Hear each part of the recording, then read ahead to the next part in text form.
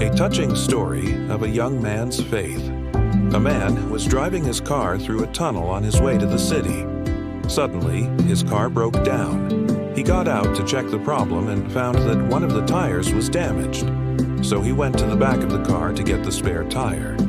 While he was standing behind the car, a fast-moving car came and hit him from behind. He fell to the ground and was badly injured. His condition was very serious. Soon, 2 road workers came and saw what happened.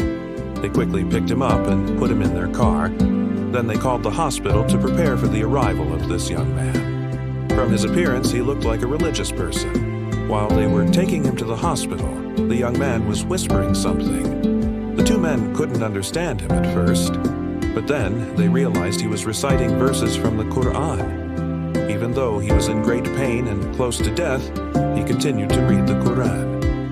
One of the men carrying him said he felt a shiver through his body while listening. The young man kept reciting until his voice slowly faded. Then he looked at him and saw the young man had raised his finger, as Muslims do when saying the Shahada, the declaration of faith, and then he passed away.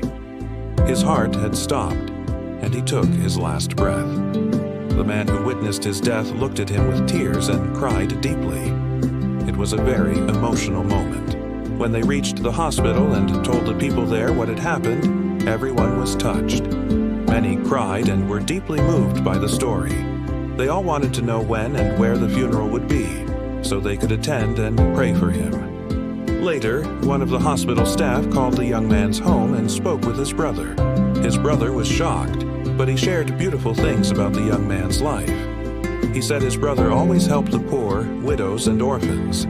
He used to visit his grandmother in the village and brought food, clothes, books, and even candy for the village children to make them happy. Everyone in the village knew and loved him. On his way to the village, he used to listen to and memorize the Qur'an. His death was a strong reminder to everyone who heard his story.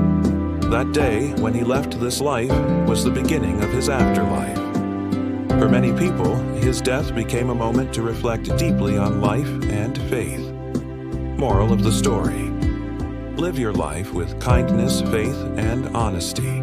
You never know when your last day will come, but the way you live will speak for you when that day arrives.